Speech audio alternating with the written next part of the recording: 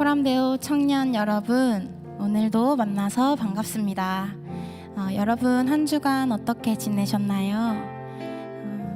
우리가 살아가면서 크고 작은 실수와 반복된 후회 속에서 때로는 나는 왜 이럴까? 나는 정말 하나님 앞에서 너무나도 부족하다라는 생각이 들 때가 있는 것 같습니다. 그런데 저와 여러분도 지난 한 주간 나의 연약함보다 더 크신 주님의 은혜와 사랑 때문에 여기까지 올 수 있음을 고백합니다. 우리는 우리의 죄를 보지만 그분은 우리의 죄 속에서도 하나님을 의지하는 그 모습과 마음을 보시는 줄을 믿습니다. 오늘의 예배가 내가 가진 죄보다 더 크신 하나님의 사랑을 발견하여 그 사랑으로 나의 죄를 덮어가는 그런 귀한 시간이 되시길 간절히 소망합니다. 시간이 되었으므로 다 함께 일어나셔서 사도신경으로 우리의 신앙을 고백하도록 하겠습니다. 나는 전능하신 아버지 하나님 천지의 창조주를 믿습니다. 나는 그의 유일하신 아들 우리 주 예수 그리스도를 믿습니다. 그는 성령으로 잉태되어 동정녀 마리아에게서 나시고 본디오 빌라도에게 고난을 받아 십자가에 못 박혀 죽으시고 장사된 지 사흘 만에 죽은 자 가운데서 다시 살아나셨으며 하늘에 오르시어 전능하신 아버지 하나님 우편에 앉아 계시다가 거기로부터 살아있는 자와 죽은 자를 심판하러 오십니다. 나는 성령을 믿으며 거룩한 공교회와 성도의 교제와 죄를 용서받는 것과 몸의 부활과 영생을 믿습니다. 아멘.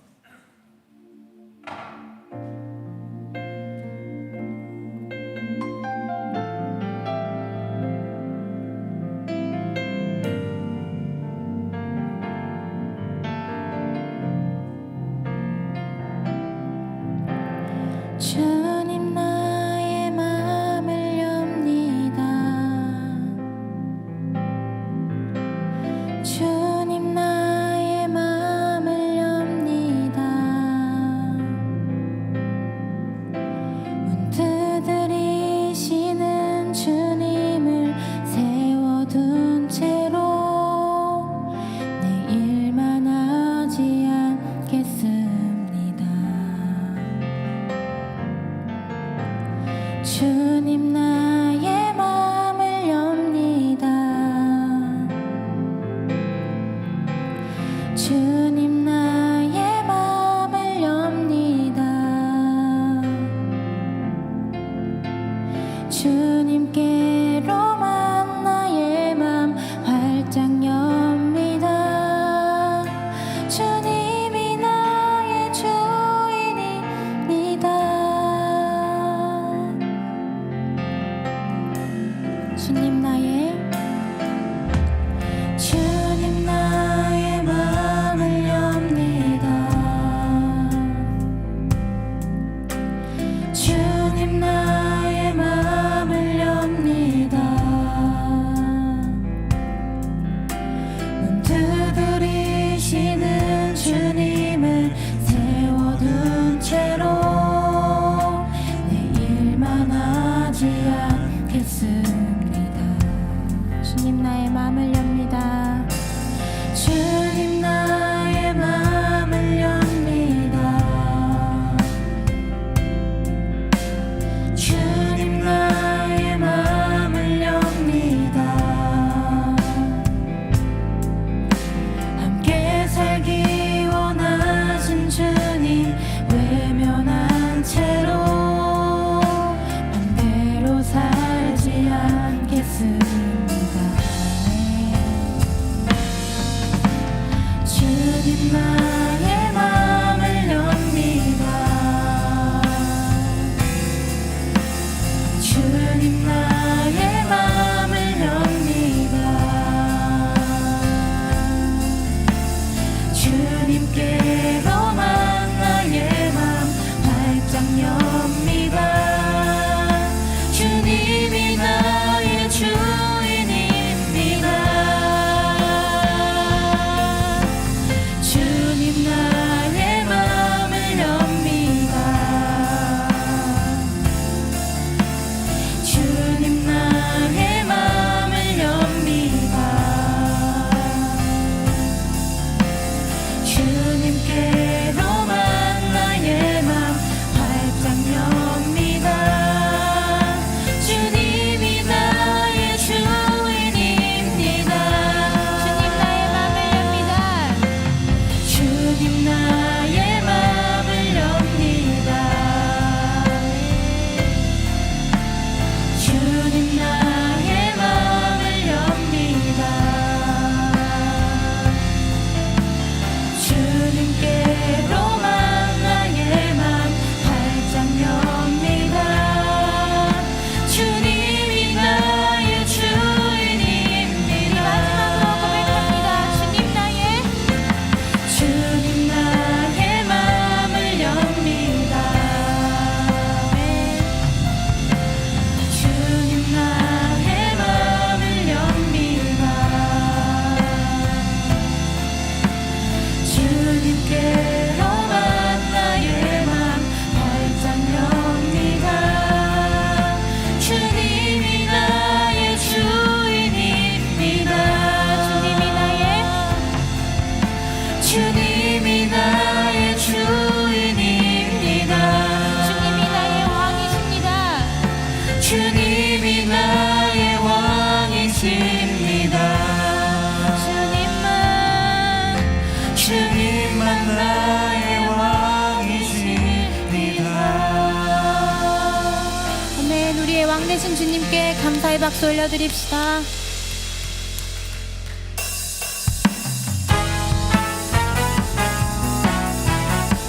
우리에게 선물같이 찾아오신 주님의 은혜와 사랑을 기쁨으로 노래합시다.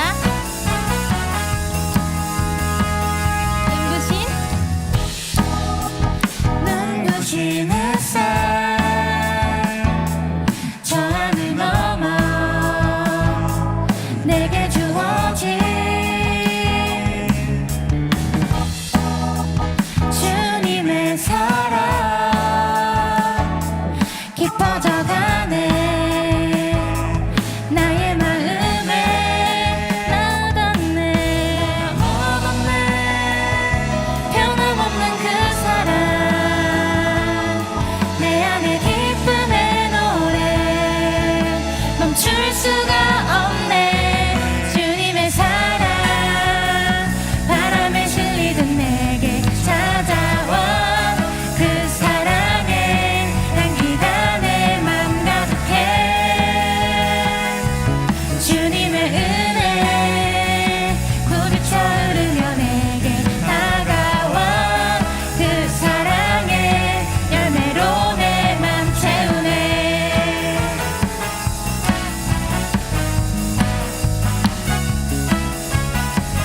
우리 처음부터 고백하실 때 더욱 전심으로 기쁨으로 노래하길 소망합니다. 눈부신 햇살 저 하늘 넘어 내게 주어진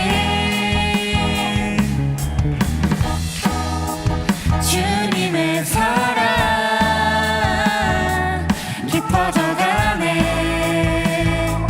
나의 마음에 나닿네. 변함없는 그 사랑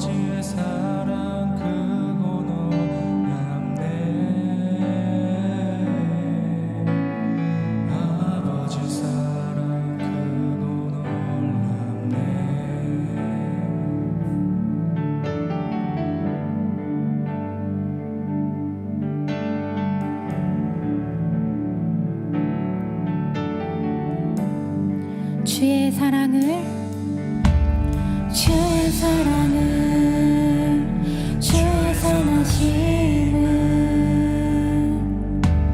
주의 은혜를 생각해보라. 하늘보다도 더 높으신 아버지의 사랑 크고 놀랍네. 아버지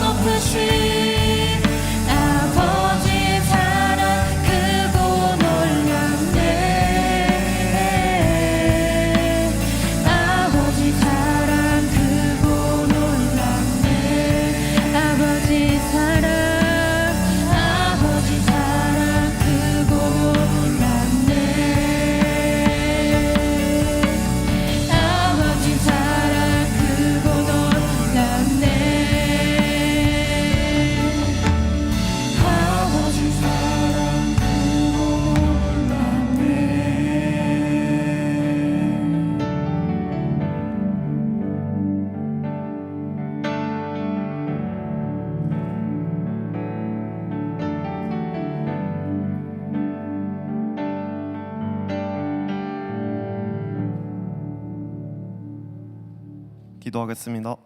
거룩하신 하나님 아버지, 이렇게 주일을 맞이하여 주님께 나와 예배할 수 있게 하심에 감사드립니다. 주님 뜻대로 살고자 하며 그렇게 고백했지만 그러지 못하고 세상의 뜻에, 나의 뜻에 휘둘려 살았던 지난 날들의 용서를 구합니다. 또 주님 안에서 감사한 것들을 찾기보다는 불평 불만을 먼저 내세웠던 모습들로 용서를 구합니다. 주여, 용서하여 주시고 우리의 마음이 감사와 기쁨을 알고 그렇게 살아가도록 인도하여 주시옵소서. 주님, 이제 말씀으로 나아가고자 합니다. 주님께 올려드리는 예배가 실패하지 않는 예배 되길 원합니다. 이 시간만이라도 세상의 것들에서 벗어나 주의 말씀에 귀 기울이며 주님의 뜻을 알아가길 원합니다. 우리의 시선과 귀를 주님 붙잡아 주시옵소서. 박다인 목사님께서 알면서 삶으로라는 주제로 말씀을 전하시는데 그저 그런가 보다 하는 것이 아닌 그런 것이구나라고 하는 깨달음으로 이어지는 시간 될 수 있도록 주님 함께하여 주시옵소서. 우리의 삶을 알고 주관하여 주시는 주님을 믿으며 예수님의 이름으로 기도드렸습니다. 아멘.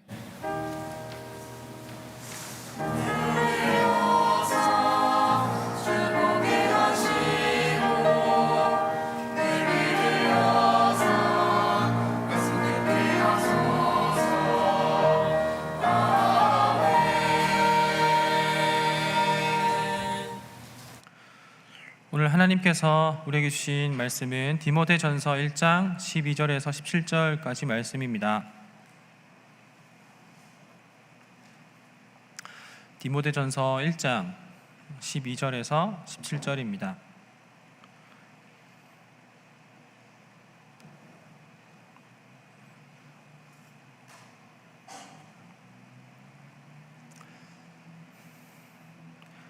여러분들 위하여서 봉독해 드릴 때 경청하시기 바랍니다. 나를 능하게 하신 그리스도 예수 우리 주께 내가 감사함은 나를 충성되이 여겨 내게 직분을 맡기심이니 내가 전에는 비방자요 박해자요 폭행자였으나 도리어 긍휼을 입은 것은 내가 믿지 아니할 때에 알지 못하고 행하였음이라. 우리 주의 은혜가 그리스도 예수 안에 있는 믿음과 사랑과 함께 넘치도록 풍성하였도다. 믿보다 모든 사람이 받을 만한 이 말이여, 그리스도 예수께서 죄인을 구원하시려고 세상에 임하셨다 하였도다. 죄인 중에 내가 괴순이라. 그러나 내가 긍휼을 입은 까닭은 예수 그리스도께서 내게 먼저 일체 오래 참으심을 보이사 후에 주를 믿어 영생 얻는 자들에게 본이 되게 하려 하심이라. 영원하신 왕 곧 썩지 아니하고 보이지 아니하고 홀로 하나이신 하나님께 존귀와 영광이 영원 무궁하도록 있을지어다. 아멘. 아멘.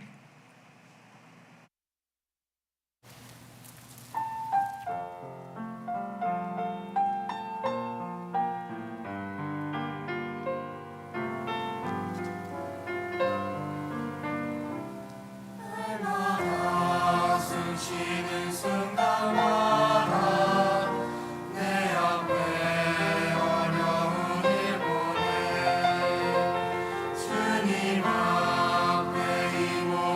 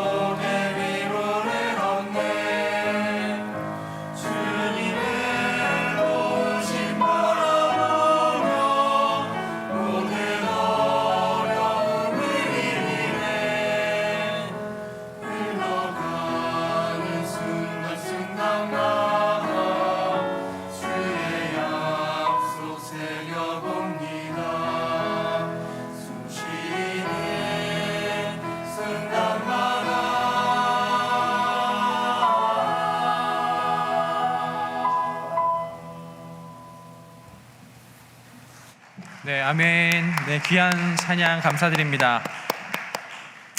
네, 함께 기도하겠습니다. 하나님, 오늘도 이렇게 주의 날을 허락하여 주셔서 그래서 우리가 한 주간 살아가며 또한 감사하는 마음으로 또한 기대하는 마음과 또한 내려놓는 마음으로 주 앞에 겸손하게 나오게 하심에 참 감사드립니다.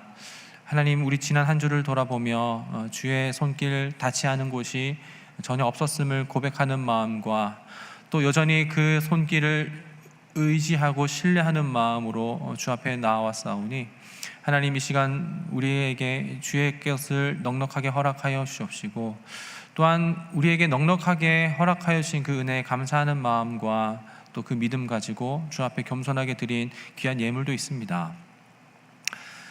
하나님, 언제나 우리가 드리는 것이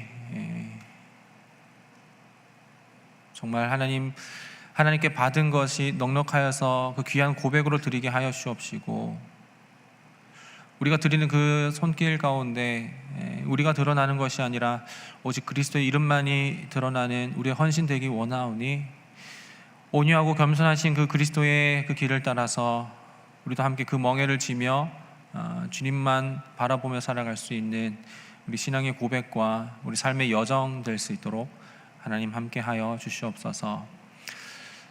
특별히 그렇게 헌신하여 드리는 그 물질 가운데에서도 그 손길 가운데 하나님께서 축복하여 주옵시고 또 물질뿐만 아니라 삶의 일부분과 또한 삶의 전체까지도 헌신하여 드린 많은 이들이 있는데 하나님, 그들의 삶과 그 마음과 그 모든 힘까지도 주님 복되게 하셔서 하나님 그 가운데에서 주님께서 공급하시는 그 공급으로 풍성하게 채워주실 수 있도록 주님 인도하여 주옵소서. 감사드렸고 거룩하신 우리 구주 예수 그리스도의 이름으로 기도드립니다. 아멘. 우리 좌우에 계신 분들과 함께 인사하겠습니다. 반가워요. 안녕하세요. 반갑습니다. 인사합시다. 네. 안녕하세요. 네. 네. 우리 함께 인사하는 것이 우리에게 이제 유의미한 일이 되기를 간절히 바랍니다. 오늘부터 이제 9주 동안 이제 알매서 그리고 알매서 삶으로라는 시리즈로 함께 말씀을 나누려고 합니다. 이 이제 알매서 삶으로라는 시리즈로 이제 9주 동안 할 때 이 내용은요. 이제 생명의 말씀사에서 나온 그 이제 소그룹 교재가 있거든요. 이제 복음 중심 삶이라는 소그룹 교재가 있습니다. 그 교재를 토대로 해서 함께 나누려고 합니다. 사실 이 복음 중심 삶이라는 이 소그룹 교재는 이제 우리 리더들과는 이제 여름 수련회까지 해서 한 11주에 걸쳐서 전부 다 이제 다 마쳤고요. 지금 이제 위드브레스랑은 이제 어제까지 해서 총 9주차에 접어들었습니다. 5가까지 왔고 9주차에 이르렀습니다. 그리고 그 내용은 이제 우리 전체 다 이제 설교 시리즈로 또 다시 한번 이렇게 나누고자 하는데 이것은 우리에게 굉장히 중요하기 때문에 그런 것이기도 합니다. 그래서 이번 시리즈를 통해서 제가 좀 기대하고 여러분들에게 바라는 것이 있는데 실제로 제가 뭐 전적으로는 아니지만 부분적으로나 꽤 많이 좀 이게 누리고 있는 것이기 때문에 그런데요. 첫 번째로는 뭐냐면 복음을 알아가는 것입니다. 여러분들에게 기대하는 것 첫 번째는 복음을 알아가는 것입니다. 그리고 두 번째로는 무엇이냐면 복음을 살아내는 것입니다. 그래서 단순히 이 복음을 알아간다는 것, 그냥 학습만 하는 것으로 끝나는 것이 아니라 복음을 좀 더 구체적으로 알아가고, 그래서 그 복음이 우리 가운데 어떠한 상관관계가 있는지를, 그리고 그 상관관계를 통해서 우리가 실제로 그 복음을 누린다는 것이 어떠한 것인지, 그걸 좀 이렇게 기대하고 있는데요. 좀 더 이렇게 좀 삶에 대해서, 그리고 삶에 대해서 조금 더 말씀드리려고 하겠습니다. 말씀을 이제 복음을 알아간다는 것에 대한 내용인데요. 당연한 말이긴 하겠지만 저는 매주 여러분들에게 복음을 전할 것입니다. 복음을 매주 전하기로 약속을 드릴 것이고, 그리고 저는 매주 복음을 전하겠습니다. 근데 뭐 당연한 거 아니야? 목사가 복음을 전하지 뭘 전해? 라고 이렇게 생각할 수도 있겠고, 또 어떤 이들은 이렇게 이야기할 겁니다. 복음이 뭐냐? 도대체 그렇게 매주 얘기하는 복음 말하는데 그 복음이 도대체 뭐냐라고 말한다면 또 간략하게 또 설명을 드려야 될 것 같은데 간단하게 얘기하자면 복음은요 하나님의 말씀은 아닙니다. 두둥, 이적은 무슨 말이야? 라고 생각할 수 있습니다. 예, 복음은요 하나님의 말씀은 아닙니다. 오히려 다른 무언가이죠. 예를 들어서 한번 간단하게 설명드리겠습니다. 우리가 복음 이퀄 하나님의 말씀으로 생각하고 있는 것 같아요. 그래서 특히나 이제 뭐 선교를 나가거나 아니면은 뭐 이제 삶 가운데 파송될 때 내가 복음을 전해야지, 복음을 지켜야지, 그리고 복음대로 살아야지 라고 하는 거는 그냥 하나님 말씀을 줄여서 말하는 그래서 하나님 말씀을 전해야지, 하나님 말씀을 지켜야지, 하나님 말씀대로 살아야지 정도로 생각하고 있는 것 같아요. 하지만 하나님의 말씀은 복음은 아닙니다. 이게 무슨 말인지 조금 더 구체적으로 설명을 드릴게요. 예를 들어서 성경에 이런 거 있잖아요.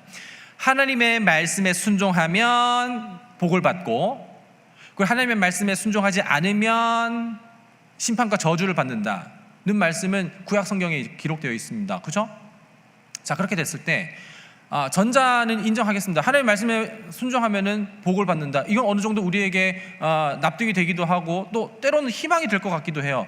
하나님 말씀에 순종하면 복을 받는데, 근데 이 단어 자체가 반대로 얘기할 때는 우리에게 굉장히 불행을 가져다 주는 것이기도 한 거 아세요? 하나님의 말씀에 순종하지 않으면 저주를 받고 심판을 받는데 라는 말은, 여러분 이거 복음입니까? 여러분 이거는 반갑게 맞아들여지세요? 아니요.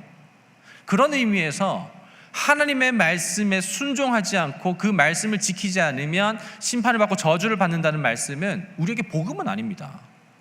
그러면 이 사실을 어떻게 우리 가운데 복음이 될 수 있을까요? 그것은 무슨 말이냐면 우리는 순종해야 합니다. 그리고 순종하면 복을 받습니다. 그러나 우리는 때때로 계속 순종하지 못합니다. 때때로가 아니죠, 그렇죠?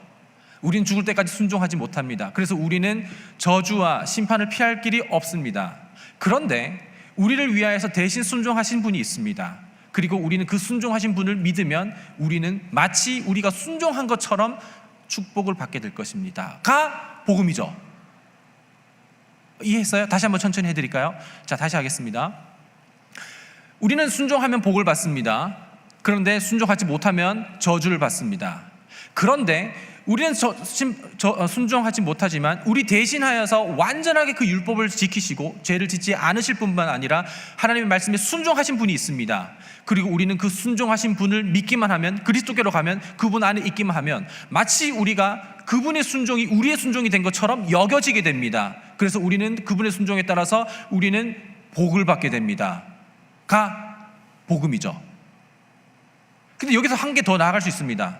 그런데 그분은 우리가 받아야 되는 그 저주를 마치 그분이 한 번도 순종하지 않은 것처럼 저주와 심판을 받으셨습니다. 예, 여러분 아까 거기까지만 가면 그래 감사하다라고 하지만 거기에 대해서 깊은 의미까지 나아가지 못하게 됩니다. 그런데 우리가 마치 늘 순종한 것처럼 우린 그리스도 안에 있을 때 그분께 축복받고 그렇게 사랑받게 여겨지게 되지만, 그러나 예수님은요 한 번도 순종하지 않은 것처럼 십자가에서 진노와 저주를 받게 되십니다. 그것까지가 복음의 내용이죠. 그리고 저는 그 내용을 매주 전할 겁니다. 그래서 복음은요 우리가 해야 할 내용이 아니라요 그분이 우리를 위해 하신 내용입니다. 다시 한번 하겠습니다. 복음은요 우리가 축복받기 위해서, 구원받기 위해서, 칭찬받기 위해서, 사랑받기 위해서 해야 할 무언가가 아니라요 오히려 우리를 그렇게까지 사랑하시고 용납하시고 우리를 용서하시고 희생하신 그분의 일입니다. 그것이 복음입니다. 자, 그러면 이 대전제를 가지고 이제 9주 동안 아마도 제 평생에 늘 그 복음을 전하게 될 건데, 그 복음에 대한 그 이해를 가지고서 함께 말씀을 보도록 하겠습니다. 근데 잠깐만요. 여기에서 조금 더 이야기하겠습니다. 오늘 서론 길어요. 왜냐하면 이 서론을 이제 쭉 길게 가져가야 나머지 9번째까지 이제 시리즈를 이제 쭉 갈 수 있기 때문에 그렇죠. 자, 그래서 그분이 우리를 위해서 고통을 당하셨고 희생을 당하셨고 그리고 그분이 우리를 위해서 저주와 심판을 당하셨다라는 것. 알겠습니다. 예, 대단하시군요. 근데 어쩌라고요? 라고 물을 수 있습니다. 누구든지 그렇게 할 수 있어요. 어쩌라고요?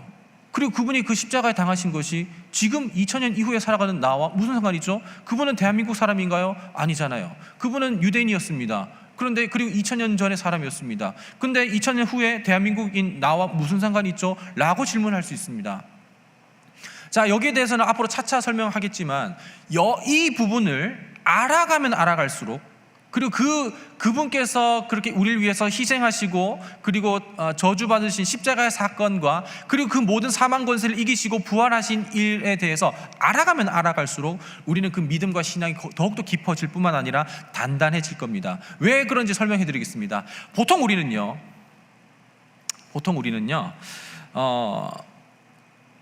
그분이 우리에게 해 주실 것에 대해서 그리고 그분께서 하신 그 명령에 대해서 내가 그래서 어떻게 살라고 라고 하면서 어떤 조언으로 듣기를 원합니다.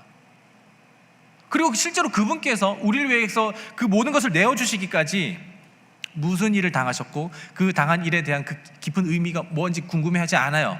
자, 근데 이렇게 한번 설명을 드려보도록 하겠습니다. 부모님께서 여러분들에게 이제 태어날 때부터 지금까지 늘 뒷바라지 해 주셨잖아요. 그렇죠? 물론 독립하신 분들도 있을 겁니다. 저도 20살 때 독립을 해서 그때부터는 제가 용돈을 받지 않고 제가 사역을 한다든지 여러 가지 방법으로 이렇게 학비라든지 그런 걸 해서 하긴 했습니다. 그렇지만요, 여러분, 우리는 대부분 태어날 때부터 적어도 19살 때까지 그리고 심지어는 대학 갈 때까지 그리고 아니면 결혼할 때까지도 어쩌면 우리는요, 아니요, 결혼하고 나서도 애 낳아서도요 여전히 부모님의 뒷바라지를 받을 겁니다. 자, 그러면 그냥 우리는 부모님이 날 사랑하셔서 그래서 나의 뒷바라지를 해주시지 라고만 생각하는 것 말고 그것이 정말 감사한 그 부모님의 삶의 그 이유를 그리고 삶의 내용을 한번 들어보실 수 있으시면 얼마나 좋겠습니까? 예를 들어서 부모님은 내가 너무나도 아플 때 밤낮을 지새우면서까지 나를 옆에서 병간호하시고 때때로는 병원에 데려가시기도 했지. 그리고 나를 병원에 데려가시기 위해서 또한 그 엄청난 병원비를 치르기 위해서 당신이 먹고 싶은 건 먹지 않고 가고 싶은 거 가지 않고 입고 싶은 것 입지 않고 그러면서까지 내 모든 자기가 그렇게 헌신해서 벌은 수입인데 그것을 나를 위해서 쏟아내셨지. 그분은 내가 더 좋은 것을 입히기 위해서 내가 더 좋은 것을 먹기 위해서 그리고 더 좋은 것을 가도록 하기 위해서 그분은 날마다 아침 저녁으로 그렇게 날 위해서 헌신하셨지. 한 번이라도 쉴 법하지만 한 번도 쉬지 않고 늘 출근하셨지. 그리고 직장 상사에게 머리 숙이면서까지 자존심 상하면서까지 그렇게 그 직장 일을 버텨냈던 건 나를 사랑하기 위하심이었지 라고 생각한다면요, 우리는 그러면 부모님께서 우리에게 주신 그 은혜와 사랑과 뒷바라지를 결코 가볍게 여기지 않을 겁니다. 오히려 그것이 더 복되게 값어치 있게 생각될 것이며 더 듣고 싶어지게 될 겁니다. 엄마, 내가 어렸을 때 엄마는 무슨 일이 있었어? 하면서 엄마가 나를 위해서 어떤 일을 했는지에 대해서 더 궁금할 겁니다. 오히려 엄마, 앞으로 나 결혼하면 엄마 나한테 뭐 해줄 거야? 엄마 나 생일 때는 뭐 해줄 거야? 이렇게 묻는 게 아니라 엄마 나 어렸을 때는 엄마 나한테 뭐 해줬어? 라고 묻게 될 겁니다. 그러면서 어떻게 될까요? 엄마에게, 아빠에게 순종하게 될 겁니다. 바꿔서 말해볼까요? 효도하게 될 겁니다. 그러면서 내가 어느 정도 자립하고 성장하고 성숙했을 때에 그때부터는 이제부터 내가 그동안 받은 것이 너무나도 크고 감사해서 이제 적금 통장 하나 만들어서 부모님 환갑 여행 보내드리려고 이제 내가 저축을 하게 될 것입니다. 이것은 자발적인 겁니다. 이것이 바로 그분을 위한 헌신이죠. 그렇죠?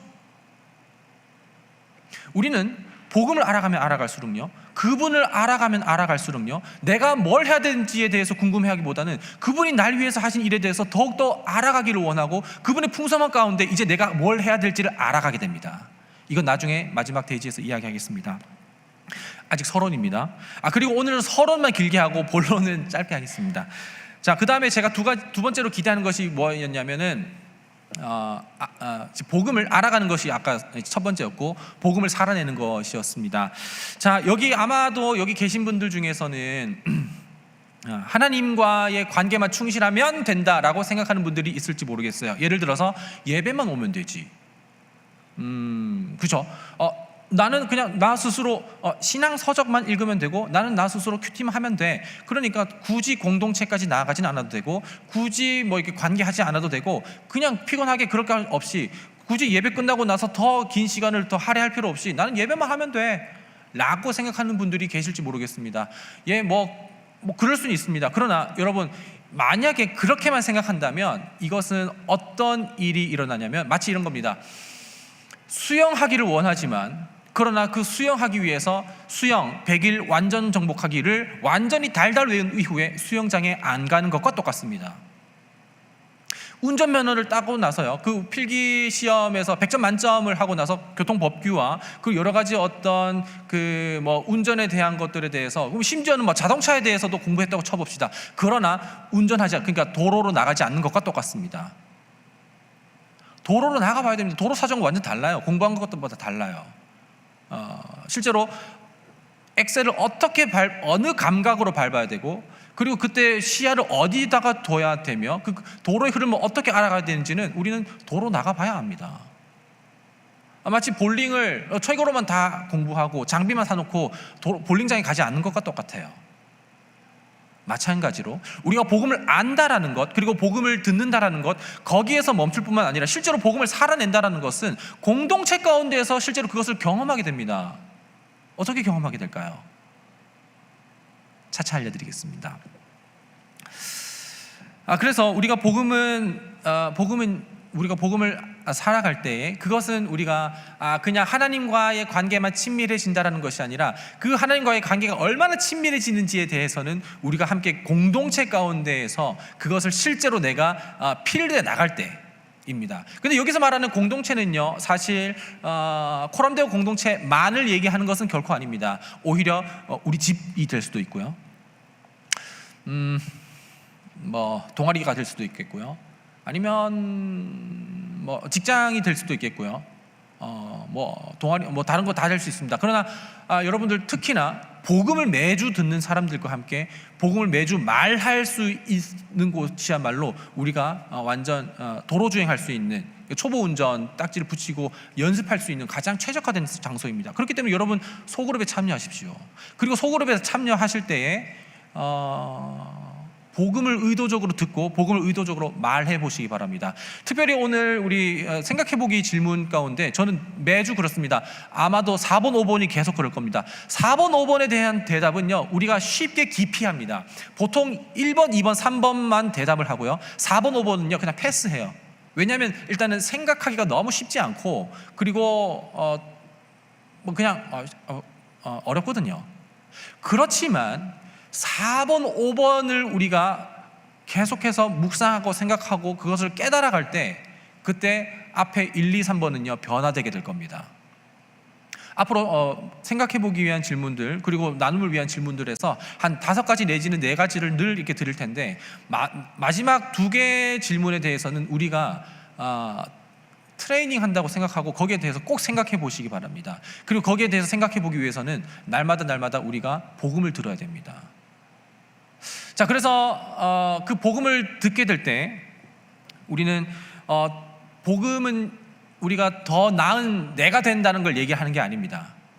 얼마나 내가 심각한 죄인인지를 알아가는 것이 복음을 알아간다는 것이고요, 그 가운데에서 그 심각한 나를 어떻게 나를 받아주셨는지에 대해서 깨달아가는 것이 또한 복음의 힘을 경험하는 것이기도 하죠. 그래서 오늘 이따가 보겠지만 바울은요 여전히 나는 용납받은 죄인이라고 이야기합니다. 그러니까 우리는 죄인에서 벗어나서 의인으로 된다는 것이 아니라 우리는 용납받은, 용서받은 죄인이라는 의미이죠. 한번 보도록 하겠습니다. 그래서 오늘 저는 크게 2가지만 이야기하겠습니다. 첫 번째로는 내가 아는 나에 대해서 먼저 이야기하겠습니다. 그리고 나서 2번째로는 복음 안에서 발견한 나, 그러니까 오늘 제목처럼 새롭게 발견한 자기 이해, 새롭게 발견된 자기 이해를 먼저 얘기하겠고요, 마지막으로 적용 간단하게 하고 마치도록 하겠습니다. 첫 번째입니다. 내가 아는 나에 대해서 먼저 이야기하겠습니다. 오늘 본문은요, 사도 바울이 디모데에게 이제 목회적인 권면하는 장면입니다. 이제 바울이 이제 교회 개척을 하고 나서 교회 개척한 곳에다가 이제 디모데를 보냈는데, 이제 디모데가 이제 나이가 어리다 보니까 여러 가지 어떤 능숙하지 못한 부분도 있고 조금 서툰 것도 있고 여러 가지 문제도 있었기 때문에 거기에 대해서 이제 바울이 목회적인 지침을 줄 필요가 있었습니다. 그때 했었던 그 편지가 이제 디모데 전후서예요. 자, 그랬을 때 이제 먼저 바울은요, 이제 오늘 본문을 통해서 디모데에게 말하길, 자기 과거에 대해서, 이제 자기의 어떤 현실에 대해서 솔직하게 이야기를 하게 됩니다. 솔직하게요. 자, 13절 우리 한번 볼까요? 13절 우리 함께 한번 한 목소리 읽어보겠습니다. 시작. 내가 전에는 비방자요 박해자요 폭행자였으나 도리어 긍휼을 입은 것은 내가 믿지 아니할 때에 알지 못하고 행하였습니다. 네, 아멘. 자기 이제 바울은요, 과거에 대해서 자기에 대해서 뭐라고 이야기를 하고 있죠? 비방자고 박해자고 폭행자라고 이렇게 자기를 고백합니다. 자, 근데 이제 바울이 이렇게 이야기할 때 바울은 과거에 조직 생활을 했나? 라고 이렇게 우리 생각할 수 있습니다. 근데 아니에요. 사실 바울은요, 그야말로 엘리트였습니다. 엘리트였고, 그리고 유대주의자였습니다. 그리고 유대주의자였다는 것은 정말로 그야말로 어떤 선민 사상과 선민 의식이 있었던, 선택된 민족이라는 의식이 있었고, 그리고 하나님의 율법을 그야말로 누구보다도 정말 정확하게 그리고 늘 신실하게 지키는 사람이었죠. 근데 그러다 보니까 하나님의 말씀 율법을 지키면서 살아가다 보니까 예수님, 그러니까 자기 자신을 하나님의 아들이라고 말하는 예수와 그리고 그의 추종자들을 가만히 둘 수가 없었습니다. 왜냐하면 그들은 신성 모독자들이었거든요. 그들은 이제 다른 이제 변종들이었기 때문에 그런 것이죠. 그래서 사도 바울은요, 하나님의 율법에 따라서 신성 모독하는 자들을 핍박하기 시작합니다. 사실상 이제 바울이 이제서야 말하기에는 자기는 이제 비방자고 폭행자고 이제 박해자라고 얘기를 하긴 했지만, 사실 그 당시에는 그야말로 하나님의 말씀대로 살던 사람이었던 거죠. 착각하고 있었던 거예요.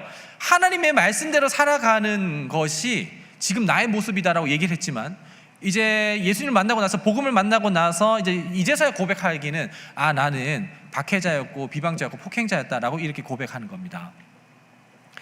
자, 여러분, 우리는 시시때때로 우리는 한번 생각해 보세요. 우리 삶을 한번 돌아봅시다. 우리는요, 늘 성실하게, 여러분 여기서 진짜 악의를 품고, 베이비 말고 뭐랄까, 악의를 품고 살아가는 사람이 있나요? 사실 없어요. 우리는 전부 다 정직하고 다 성실한 사람들이라서, 그리고 정말 책임감과 의무감을 다 잘 가진 사람들이라서 우리는 늘 성실하게 자기 맡은 일을 전부 다 열심히 하는 사람들이죠. 그죠? 그렇지만 때때로 너무 열심히 하다 보니까 다른 일을 소홀하게 하기도 합니다. 자, 그럼 이 두 가지를 한번 살펴보도록 하겠습니다. 자, 우리는 늘 열심히 해요. 늘 착실하게 하죠. 늘 성실하게 하죠. 그러다 보니까 내가 이것이 맞다고 옳다고 생각하면서 이것을 강조하고 이걸 열심히 내다 보니까 이것으로 인하여서 누군가를 불편하게 하기도 합니다. 그죠? 누군가를 불편해하기도 하고, 누군가를 아프게 하기도 하고, 누군가에게 상처를 주기도 합니다. 사도 바울처럼요, 바울도요, 자기는 열심히 하나님의 말씀을 지키며 그 말씀대로 살아갔다고 생각하고 있었죠. 그러면서 하나님 말씀대로 변종들을 처단했던 거죠. 우리는 우리의 삶의 어떤 진정한 가치라고 여겨졌었던 것을 중심으로 두면서 살아가다 보니까 그것을 잣대로 누군가를 정죄하게 되기도 하고, 누군가를 비판하기도 하고, 자기중심적으로 그 모든 것들을 해석하기 시작합니다. 마치 사도 바울처럼요. 이렇게 누군가를 이렇게 이제 무언의 압박을 하기도 하는데, 그런데 이제 이러다 보니까 어떤 일이 발생하냐면, 자연스럽게 나 너무 열심히 했어 라고 하면서 나 좀 쉬어야 돼 라고 하면서 즐기다가 늦잠 자서 가야 될 모임에 늦어서 또 그 사람들에게는 약간 방종함으로 또 피해를 끼치기도 하죠. 그죠? 그러니까 열심으로 우리는 피해를 끼치기도 하지만 그 열심이 나에게 보상 심리로 작용해서 또 어떤 모임에는 이 정도는 봐줄 수 있잖아, 갈 땐 가더라도 담배 한 대는 괜찮잖아, 약간 이런 느낌으로 그냥 이렇게 이해해달라고 이렇게 이야기하는 거죠. 그러니까 우리는 열심을 내면서 열심으로 누군가를 상처 주기도 하고 그 열심에 대한 보상 심리로 누군가에게 또 이렇게 좀 게으름에 대한 내용으로 또 보이기도 하는 겁니다. 그런 의미에서 우리는 바울과 크게 다를 것은 없어 보입니다.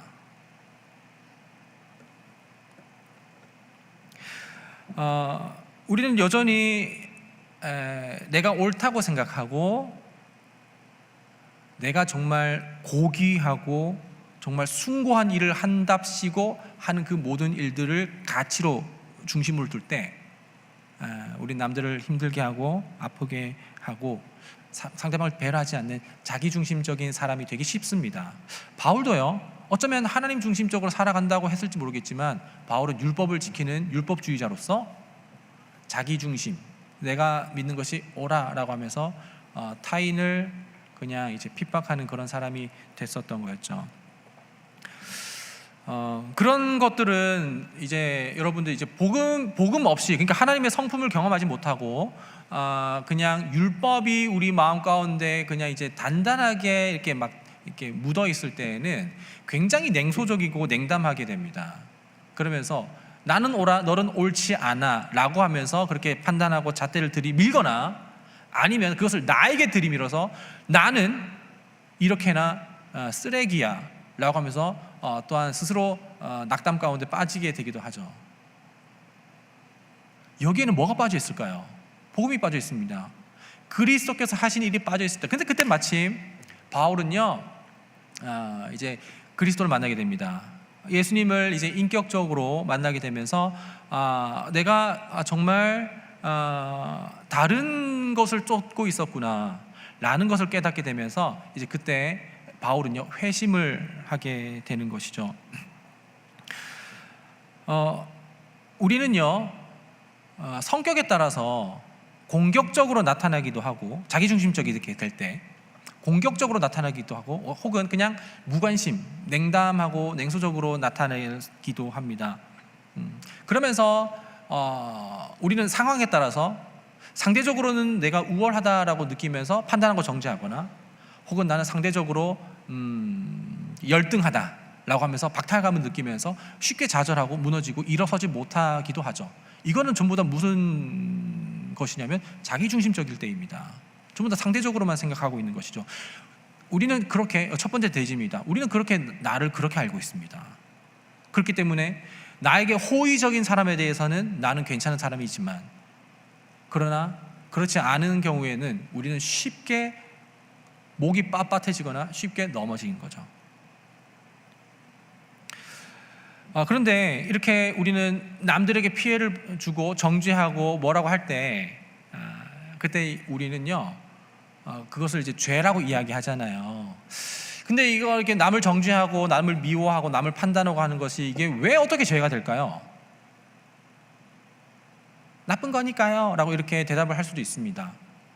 근데 이거는 그거보다는 조금 더 심각한 죄입니다. 예를 한번 들어보도록 하겠습니다. 제가 어떤 전시회에 갔는데 이 그냥 단색으로 딱 해놓고 점 하나 딱 찍어 놓은 거예요. 그래서 그 전시회에 이제 그 전시품을 보고서 이게 나도 하겠다. 이게 뭐야? 이렇게 하면 누가 기분 나빠할까요? 그 이제 예술 작가가 기분 나빠하겠죠? 물론 여기 이제 예술품이 인격이 있다면 예술품도 기분 나빠할 겁니다. 자, 또 다른 예를 들어드리겠습니다.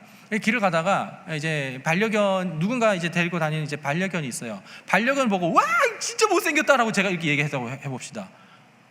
왜? 너무 걔가 진짜 못생겼다라고 하면서 제가 이거 어떻게 걔가 이렇게 생겨요? 라고 이렇게 얘기를 했을 때 누가 기분 나빠할까요? 물론 강아지도 제 얼굴을 보고 기분 나빠할 수도 있습니다. 근데 그 견주가 훨씬 더 기분 나빠할 겁니다. 왜냐하면 견주는요 그 강아지를요 매우 사랑하기 때문에 그렇죠. 근데 견주가 그렇게나 강아지를 사랑하는데, 근데 제가 만약에 이제 강아지에 대해서 뭐라고 한다면, 사실 전 누구한테 사과를 해야 되죠? 기분 나쁜 건 강아지도 기분 나쁘고, 그리고 견주도 기분 나쁘면서, 저는 하나님께만 죄송해야 할 뿐만 아니라 강아지한테도 미안해야 됩니다. 마찬가지로 강아지한테도 미안할 뿐만 아니라 하나님께도 죄송해야 하는 거죠. 여러분, 그런 의미에서 우리는요, 누군가를 정죄하고 누군가를 판단하고 누군가를 지적할 때, 누군가를 미워할 때, 누군가를 증오할 때 우리는 그 사람에게 사과해야 되기도 하지만 우리는 하나님께 범죄한 것이기도 합니다. 그 사람에게 대해서 잘못한 것이기도 하지만 하나님께 대해서도 죄를 지은 거죠. 왜죠? 왜냐하면요, 그 사람도 나처럼 하나님께서 그 아들 보내셔서 그 아들을 보내시기까지 그 사람을 구원해냈기 때문에 그런 것이죠. 그 사람도 하나님의 구원과 계획과 섭리 안에 있는 사람입니다. 하나님의 것이죠. 하나님의 자녀입니다. 그런데 우리가 그 사람에 대해서, 하나님의 소유인 것에 대해서 뭐라고 하게 됐을 때 우리는 곧 그 소유의 주인이신 하나님에게 뭐라 하는 것과 똑같습니다.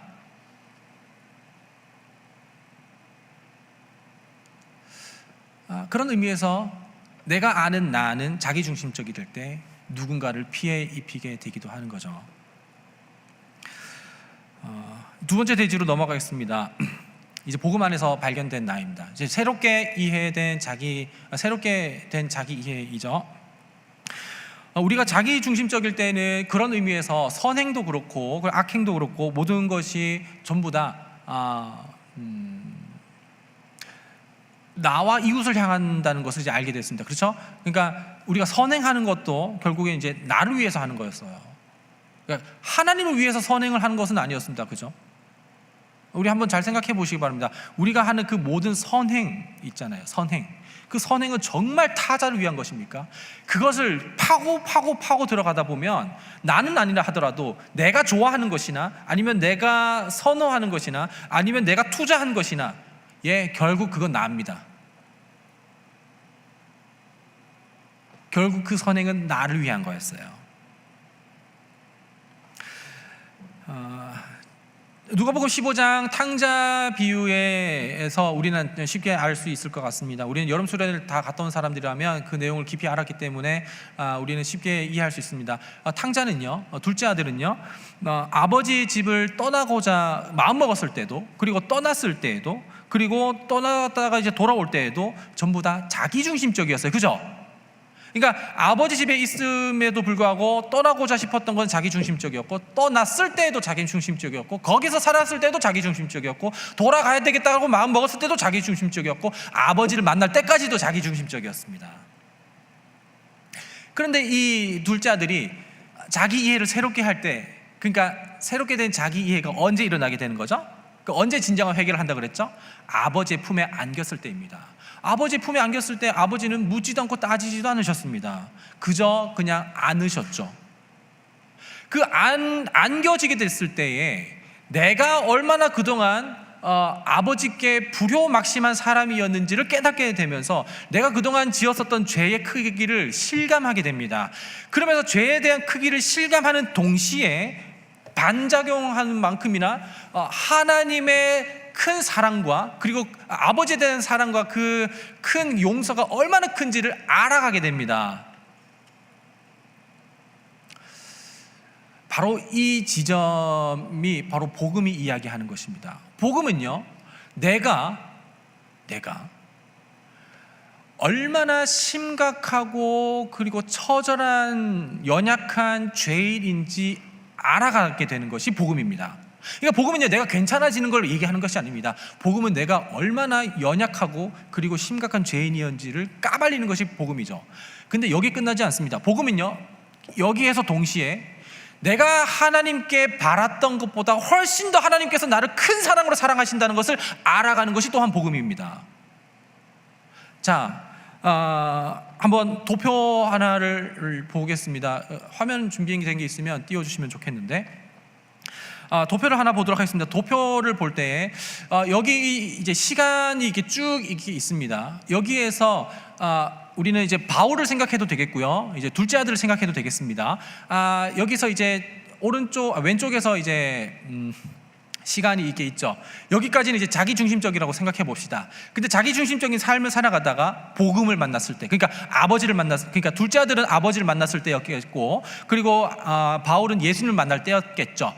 그러면서 그 만나게 됐을 때 이제 그 이해가 새롭게 됩니다. 어떻게 되면 자기에 대한 이해가 새롭게 되고 하나님에 대한, 아버지에 대한 이해가 새롭게 됩니다. 그러면서 그 회심의 사건이 있을 때 내가 죄인이었구나 라는 것을 알아가면서 우리가 죄가 얼마나 심각한지를 깨닫게 되는 것이에요. 반면에 이런 내가 심각한 죄인이라는 것을 알았음에도 불구하고, 그럼에도 불구하고 나를 묻지도 않고 따지지도 않고 거두시는 하나님의 용서하심과 사랑과 은혜는 얼마나 큰가라는 것을 알아가게 됩니다. 그러니까 위쪽으로 있는 도표는요, 하나님의 거룩하심에 대한 인식이 날마다 성장하게 되는 것이고요, 그리고 나에 대한 육신의 죄성에 대한 문제도 날마다 성장하게 된다라는 것이 이 도표가 이야기해 주고 있는 것입니다. 여기서 우리가 참고해야 될 것은 무엇이냐면, 계속 띄워주세요. 여기에서는 하나님의 거룩하심과 하나님의 사랑이 점점 더 커진다는 것이 아니라 이미 무한이에요. 근데 우리의 인식 수준이 날마다 더 커진다는 것을 이야기하는 것이죠. 그리고 이 갭을 채우는 것은 그리스도의 십자가입니다. 그러니까 하나님의 거룩하심과 하나님의 사랑이 크다는 것을 알면 알수록 십자가의 희생과 대속의 은혜가 얼마나 중요하고 큰지를 알아가게 되는 것입니다. 반면에 역시나 동시에 내가 하나님 앞에 얼마나 용납받지 못할 죄인인지를 알아가는 것이 또한 아래로 확장된 십자가 도표이죠. 그리고 우리가 이렇게 양방향으로 뻗어나가는 이 하나님에 대한 거룩하심의 인식에 대한 성장과 나의 죄성에 대한 인식이 동시에 성장하면서 십자가가 날로 커지는 것이 우리가 복음을 누리는 것입니다. 새롭게 발견한 나의 이해입니다. 그래서 우리는 복음을 알아가면 알아갈수록요, 내가 얼마나 심각한 죄인인지를 깨닫게 되고요, 동시에 그 십자가의 은혜가 얼마나 큰지를 알아가게 됩니다.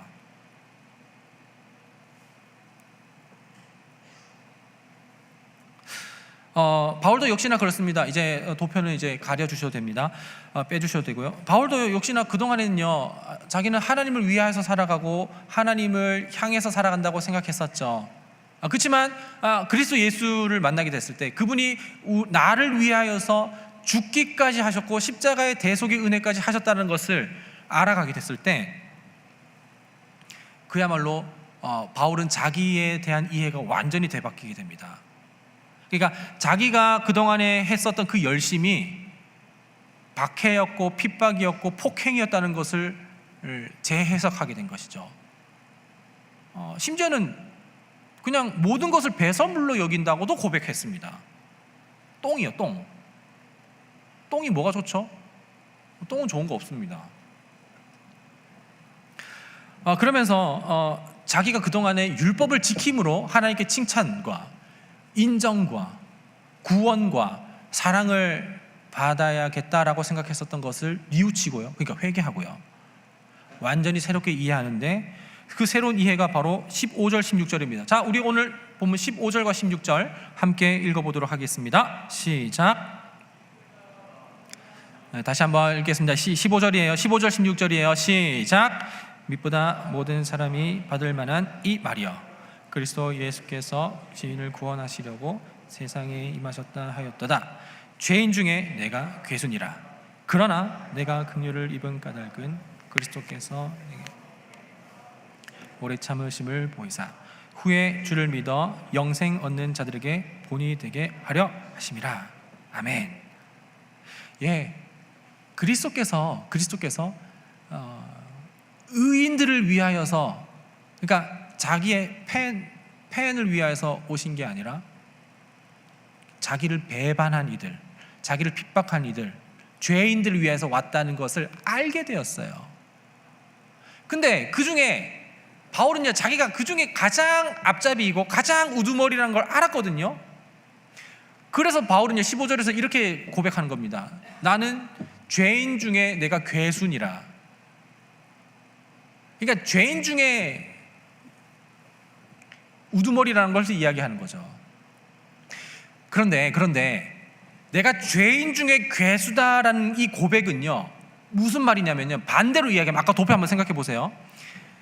도표의 한 죄인 중에 괴수, 그러니까 이만큼이나 내가 죄인 중에 괴수라는 나의 자기 인식을 하게 됐을 때 십자가의 은혜가 그만큼이나 높아졌다는 것을 이해하는 것이기도 합니다.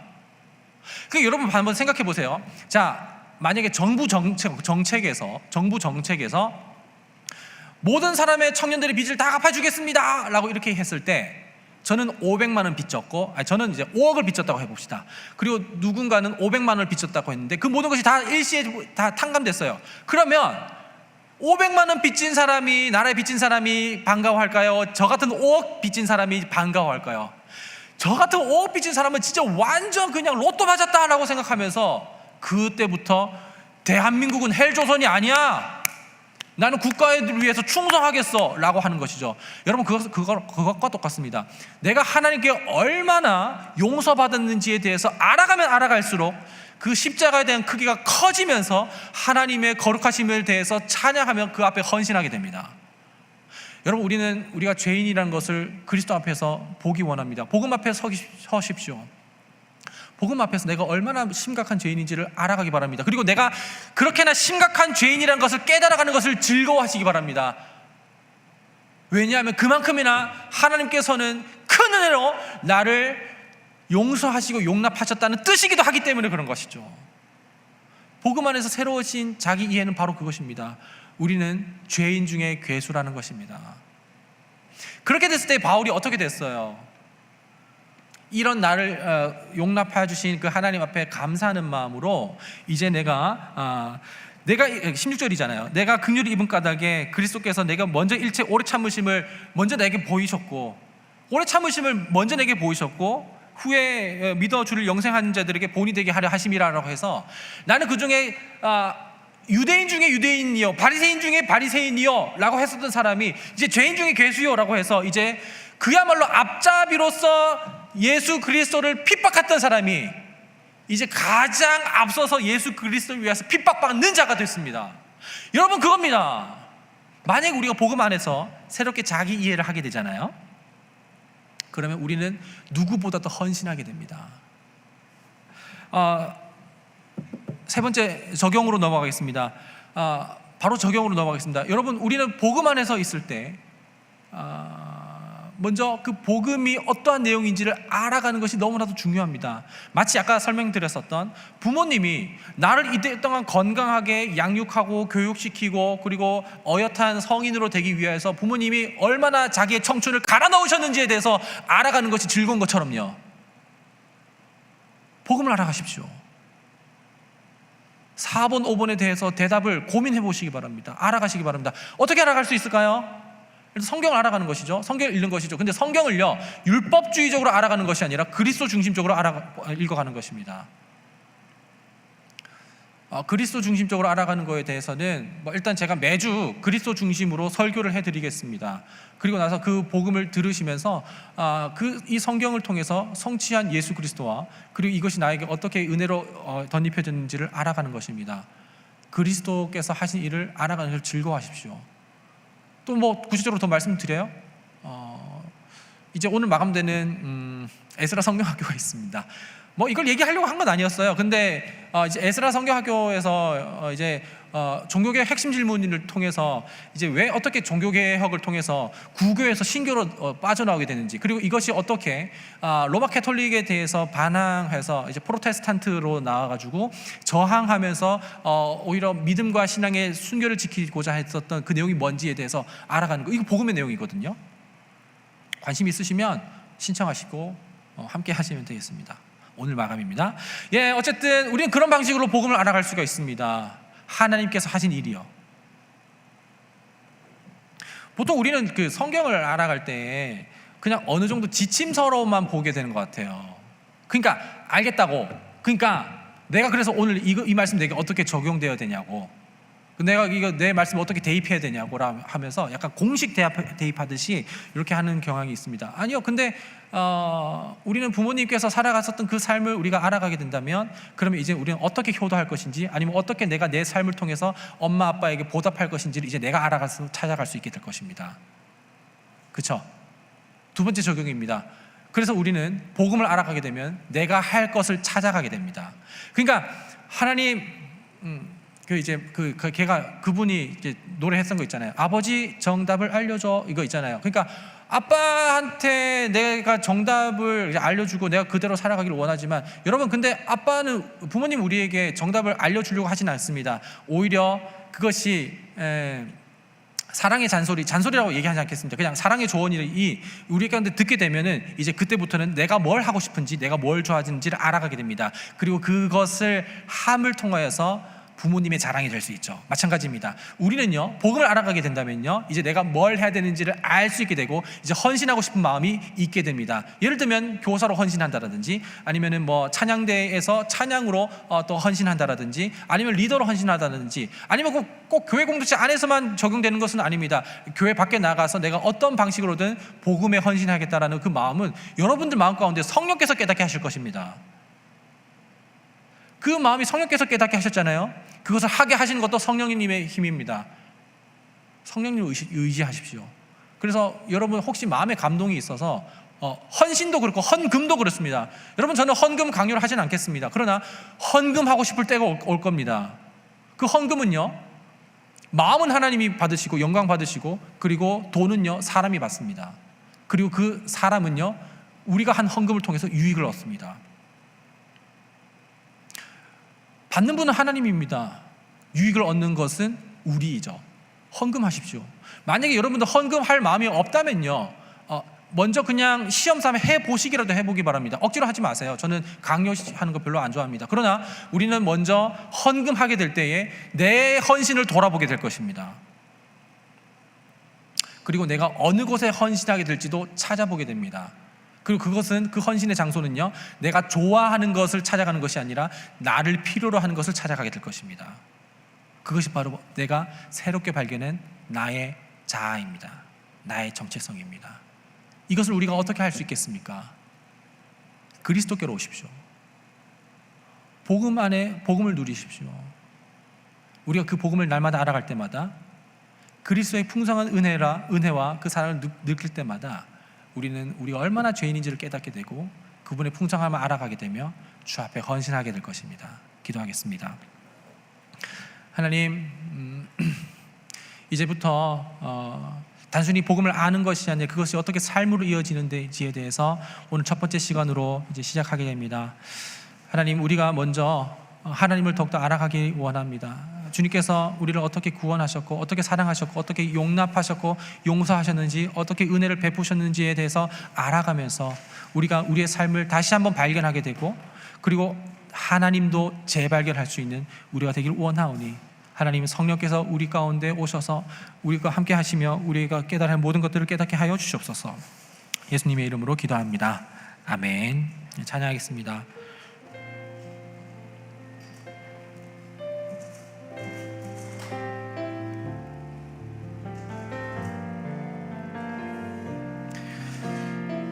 나 같은 죄인 살리신, 나 같은 죄인 살리신 주의 놀라와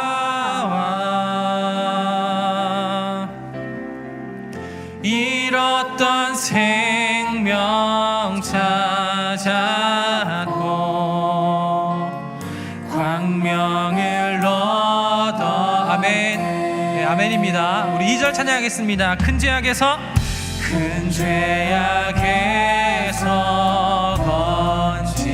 건지신 주의 놀라와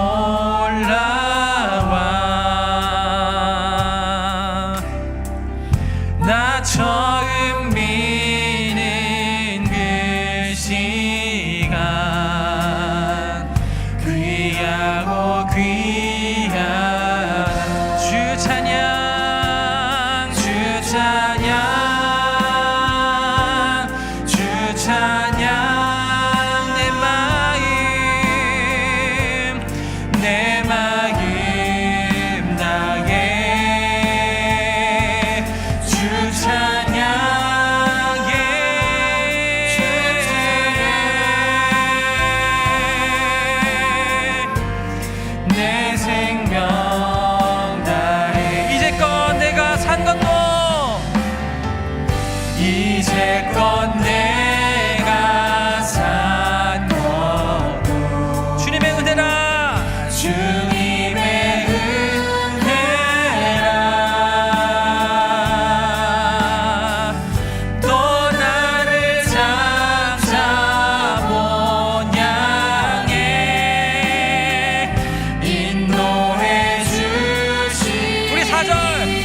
거기서 우리 영원히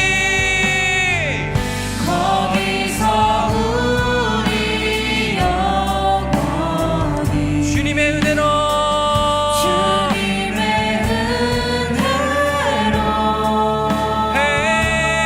해처럼 밝게 살면서 주 찬양하리라. 주 찬양 예. 주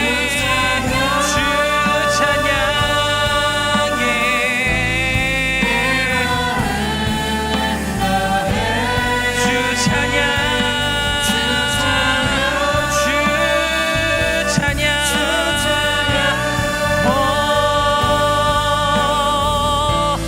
내 생명 우리 다시 한번 주 찬양 예. 주 찬양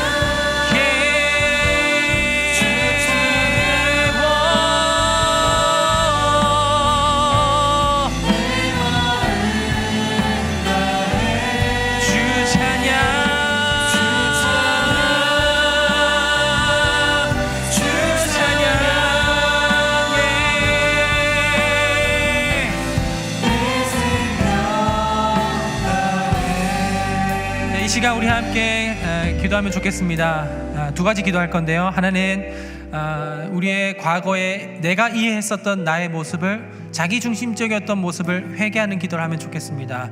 우리 복음을 만났다면 이제 회개할 수 있습니다.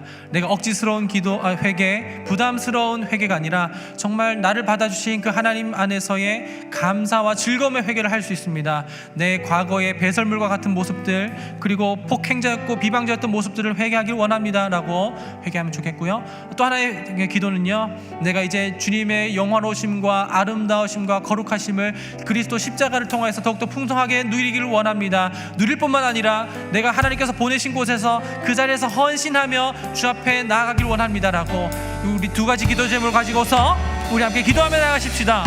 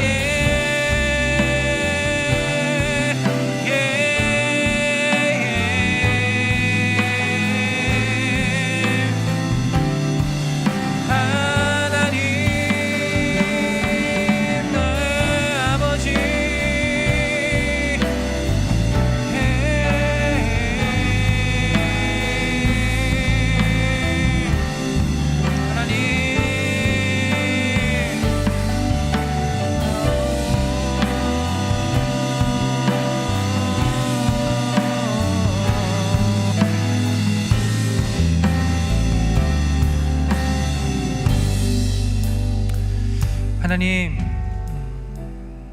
단순히 정답을 알려달라고 소리치는 것이 아니라 그분이 우리를 위해서 뭘 했는지에 대해서 더욱더 알아갈 수 있도록 하시옵소서.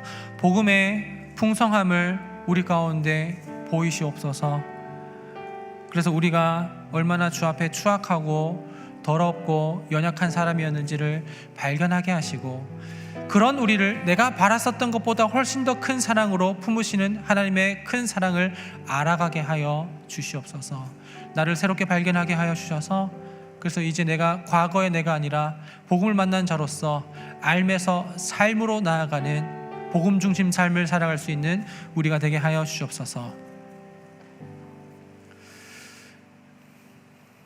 주 예수 그리스도의 은혜와 아버지 하나님의 놀라우신 사랑과 성령님의 교통 역사하심이 복음 중심 삶을 살아가길 원하는 여기 모인 모든 예배자들과 예배자들의 삶 가운데 지금부터 영원토록 함께 계시기를 간절히 축원하옵나이다. 아멘.